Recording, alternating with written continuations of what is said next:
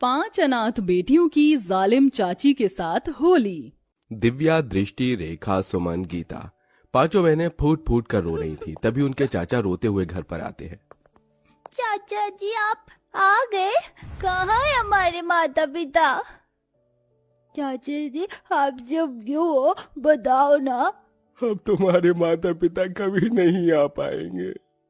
क्यों चाचा जी आप ऐसा क्यों बोल रहे हो? मेरी प्यारी बेटियों, आज से मैं ही तुम्हारा पिता हूँ।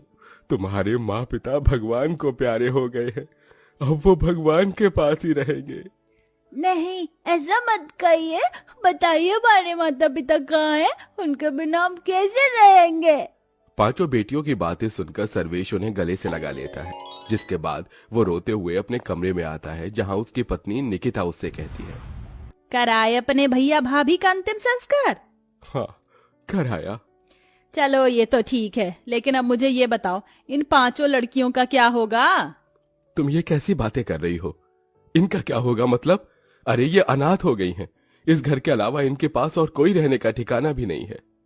वाह वाह, देखो तो सही, तुम्हारे भैया भाभी तो मर गए और हमारी छाती पर इन 5 लड़कियों को छोड़ गए। कौन करेगा इनका कन्यादान? मैं इनका चाचा हूँ, मैं करूँगा। तुम करोगे? तुमसे अपनी औलाद तो पाली नहीं जाती। तुम्हारा बेटा इतने दिनों से एक साइकिल की जिद कर रहा है, तुमसे एक साइकिल तो ली नहीं गई। इस घर और परिवार को चलाने के लिए मैं शहर जाकर नौकरी करूंगा। तुम हमारे बेटे और 5 लड़कियों का ध्यान रखना। ऐसा कहने के बाद सर्वेश अपना सामान पैक करता है। चाचा जी आप कहाँ जा रहे हैं? तुम 5 अपना ख्याल रखना, मैं शहर जा रहा हूँ काम के लिए।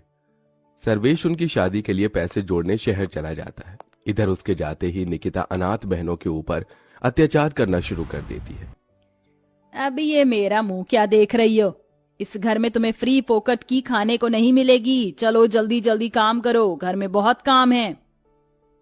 चाची जी आप हमें बता दीजिए कि क्या क्या काम करने हैं, हम सारे काम कर लेंगे। लेकिन हमारी ये 2 छोटी बहनें हैं, इनसे काम मत करवाइएगा। रोटी की कमाई हर किसी के लिए बराबर है, इसलिए तुम 5 को ही घर के काम करने पड़ेंगे। रेखा, सुमन, तुम जाओ और खाने की तैयारी करो। और इधर सुन गीता, तू घर की साफ सफाई कर। इसमें तेरी 2 छोटी बहन हैं, तेरी मदद करेंगी। मैं थोड़ी देर आराम करने जा रही हूँ। निकिता ऐसा कहकर अपने कमरे में आराम करने चली जाती है और इधर 5 अनाथ बहनें अपने माँ बाप के मरने का गम लिए घर के अंदर सारे काम करना शुरू कर देती हैं।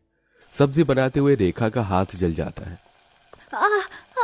दीदी मेरा हाथ जल गया। अरे भगवान ये क्या हो गया? चल तू इस पर कोलगेट लगा ले, थोड़ी सी ठंडक मिलेगी तुझे। सुमन रेखा के हाथ पर कोलगेट लगा देती है। जैसे ही निकिता ये देखती है, वो फौरन सुमन के मुंह पर एक जोरदार तमाचा मारती है। क्यों री? कोलगेट क्या तेरे माता पिता यहाँ रख कर जा रहे हैं, जो लाडो रानी प्यार प्यार में अपनी बहन के हाथ पर लगाई जा रही हैं? रेखा का हाथ जल गया था चाची, बस इसीलिए। आइंदा अगर मुझसे बिना पूछे कुछ काम किया तो जिन हाथों से काम करोगे उन हाथों को ही तोड़ दूंगी। ऐसा कहकर निकिता चली जाती है। जैसे तैसे करके दोनों बहनें खाना बनाती हैं। खाना खाने के समय उसका बेटा निखिल कहता है, माँ कैसा खाना बनाया है, कितना बकवास है। निकिता सारा खाना फेंक देती है। तुम नालायकों को तो खाना बनाना भी नहीं आता। जाओ दोबारा से सही से खाना बना कर लाओ। इस तरह निकिता दोबारा से उन बेचारी अनाथ बहनों को खाना बनाने के लिए भेज देती है। दोबारा खाना थोड़ा सही बनता है, इसलिए दोनों माँ बेटे खाना खा जाते हैं और उन 5 के लिए कुछ नहीं बचाते। बहुत जोर से भूख लगी है दीदी, मुझे भी बहुत जोर से भूख लगी है। तुम यहीं रुको, मैं चाची जी से खाना लेकर आती हूँ। सुमन अपनी बहनों से ऐसा कहकर अपनी चाची से खाना मांगने जाती है, लेकिन उसकी चाची अपने बेटे के साथ अपने कमरे में सो रही होती है। चाची तो सो रही है, एक काम करती हूँ, खुद ही अपनी बहनों के लिए खाना ले जाती हूँ। सुमन ऐसा सोचकर रसोई में जाती है और खाना ढूंढने लगती है, लेकिन खाना तो खत्म हो चुका था। हे भगवान, आज तो हमारे लिए खाना भी नहीं छोड़ा चाची जी ने। सुमन मायूस होकर वापस अपनी बहनों के पास आ जाती है। कुछ नहीं था रसोई में, बस ये सूखी रोटियां थी, यही खाकर गुजारा कर लेते हैं, कल सुबह नाश्ता करेंगे। 5 बहनें वहीं सूखी रोटी खाकर सो जाती हैं। अगले दिन जब सवेरा होता है तो निकिता घर के सारे काम उन्हीं से करवाने के साथ साथ बाहर के काम भी उन्हीं से करवाती है। इसी तरह अत्याचार करते हुए कुछ दिन बीत जाते हैं और होली आने वाली होती है। होली आने वाली है और मेरे बड़े भाई उनकी पत्नी घर पर आएंगी। तुम पांचों की पांचों कान खोल कर सुन लो। घर में अच्छे से साफ सफाई करना, जरा भी गंदगी नहीं रहनी चाहिए। सुमन, रेखा, गीता, तुम तीनों बाजार जाकर सामान लेकर आओगी। निकिता होली के रंग और होली की डेकोरेशन के लिए सामान लाने तीनों बहनों को भेज देती है और यहाँ छोटी बहनों से घर के काम करवाती है। लेकिन बाहर से सामान लाते समय जब वो तीनों सड़क पार कर रही होती हैं, तो उनका ध्यान गाड़ियों पर नहीं होता, जिसकी वजह से उनका एक्सीडेंट हो जाता है। मेरे हाथ पर लग गई। चलो चलो, ज्यादा नहीं, थोड़ी सी खरोच आई है, घर चलते हैं। तीनों बहनें चोट लगने के बाद भी घर आ जाती हैं, जहां उनका टूटा फूटा गंदा सामान देखकर निकिता बहुत गुस्से में आ जाती है। ये तुमने क्या किया? सारा सामान बर्बाद कर दिया। कहाँ लोट पोट होकर आ रही हो? चाची जी, हमारा एक्सीडेंट हो गया था, हमें चोट भी लगी है। मुझे बहाने देने की जरूरत नहीं है, मैं तुम्हें अच्छे से जानती हूँ। चलो अब जाकर काम करो घर के। पांचों बहनें घर के कामों में ही लगी रहती हैं। 2 दिन में इतने के बाद होली आ जाती है। यहाँ होली वाले दिन घर पर बढ़िया बढ़िया पकवान भी आते हैं, जो निकिता अपने कुछ रिश्तेदारों के साथ बैठकर खा रही होती है। साथ में उनका बेटा निखिल भी बढ़िया बढ़िया पकवान खाते हुए पांचों बहनों को चिढ़ाता है। देखो देखो, तुम्हें ये खाने को कभी नहीं मिलेगा, इसलिए मुझे देखकर ही अपना मन भर लो। निखिल के ये कहने पर पांचों बहनें उसे देखती ही रह जाती हैं। कुछ देर बाद निखिल पिचकारियों से खेल रहा होता है, तो वो उन पांचों बहनों को दिखा दिखाकर उन्हें चिढ़ाता है, जिसके चलते वो पांचों अपनी चाची के पास जाती हैं। चाची चाची, हमें भी भूख लगी, हमें भी पकवान खाने हैं। चाची, हमारे माता पिता हमारे लिए हर साल होली पर पिचकारी और रंग लाकर दिया करते थे होली खेलने के लिए। आप हमें दे दो, हमें होली खेलनी है। हाँ चाची, हमारा होली खेलने का बहुत मन कर रहा है। अच्छा, तो तुम पांचों को होली खेलनी है? रुको, मैं तुम्हें होली खिलाती हूँ, आओ मेरे साथ। निकिता प्यार प्यार से उन्हें अपने साथ ले जाती और बाहर घर के आंगन में पेड़ से बांधकर उन्हें डंडे से मारना शुरू कर देती है।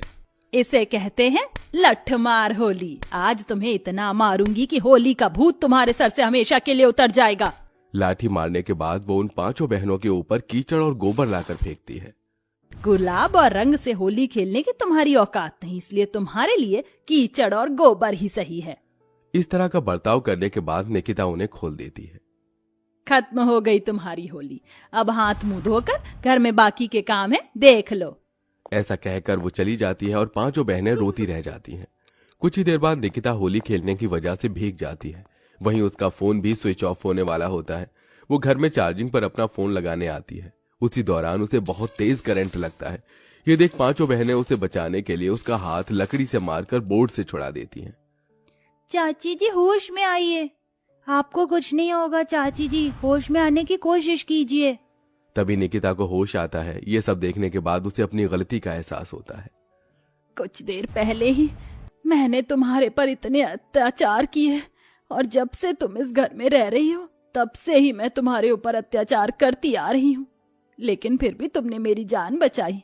इसका शुक्रिया अदा मैं तुमसे कैसे करूं? निकिता पांचों बहनों से माफी मांगती है। उसी समय सर्वेश आ जाता है। 5 अनाथ बहनों के लिए वो नए कपड़े और होली के रंग लेकर आता है, लेकिन निकिता अपना सच छुपाना नहीं चाहती थी। वो सर्वेश को सब बता देती है कि किस किस तरह से उसने पांचों बहनों के ऊपर अत्याचार किया। मैंने तो जिंदगी में कभी नहीं सोचा था कि तुम इतनी बुरी औरत हो सकती हो। निकल जाओ इस घर से, मैं अब तुम्हारे साथ नहीं रह सकता। नहीं नहीं चाचा जी, चाची जी को माफ कर दीजिए, हमने भी उन्हें माफ कर दिया है। पांचों बहनें एक ही बात कहती हैं, जिसे सुनकर सर्वेश भी निकिता को माफ कर देता है और उसे दूसरा मौका दे देता है। अब निकिता पांचों बहनों की अच्छे से देखरेख करती है, जिसके बाद वो पांचों अनाथ बहनें उस घर में खुशी खुशी रहने लगती।